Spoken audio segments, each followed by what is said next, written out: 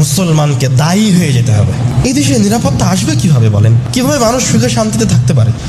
যে অফিসে আপনি একজন পরহেজগার মানুষ, সকাল 8টা থেকে বিকাল 4টা পর্যন্ত প্রায় 8 ঘন্টা 10 ঘন্টা, কোনো অফিসে 12 ঘন্টার সময় আপনি অতিবাহিত করেন। আপনি এই অফিসের এই রুমে একটা ইবাদতে আছেন, আপনার চাকরিটা তো আল্লাহর ইবাদত। ওই রুমের পাশের রুমটাতে আর একজন জেনা করছে, আপনার পাশের ডেস্কে আর একজন বেহায়া মহিলা বসে আছে। এই দেশের 95% মানুষ মুসলমান। ওই মেট্রোতে ওই বগিতে যে 100 জন মানুষ আছে, 100 জনই মুসলমান। আর তাদের সামনে যে 2 বেহায়া টিকটক ভিডিও বানাচ্ছে, তারাও মুসলমান। ওরা যে জেনা ব্যভিচারে লিপ্ত থাকার কারণে তাদের উপর যে গজব আসবে, সামনে বসে থাকা 80 জন 95 জন 98 জন মুমিনের উপর একই গজব আসবে, বরঞ্চ উল্টে দেওয়া হবে। ওর নিশ্চুপ থাকাটা তখন অপরাধ। ঘর বাড়ি, বিদ্যালয়, জাহাজ, বাস, ট্রেন, প্রত্যেকটা জিনিসকে এখন মানুষ পাপের কাজে ব্যবহার করছে। তাহলে এই জিনিসগুলিতে নিরাপত্তা কিভাবে থাকবে?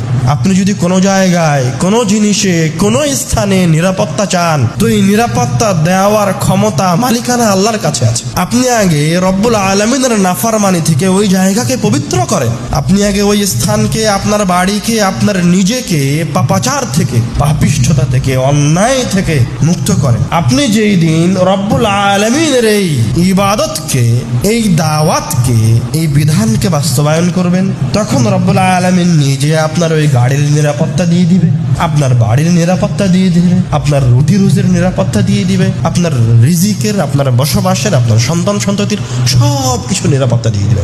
সুবহানাল্লাহ। এটা রব্বুল আলামিনের পক্ষ থেকে আমাদের জন্য ওয়াদা।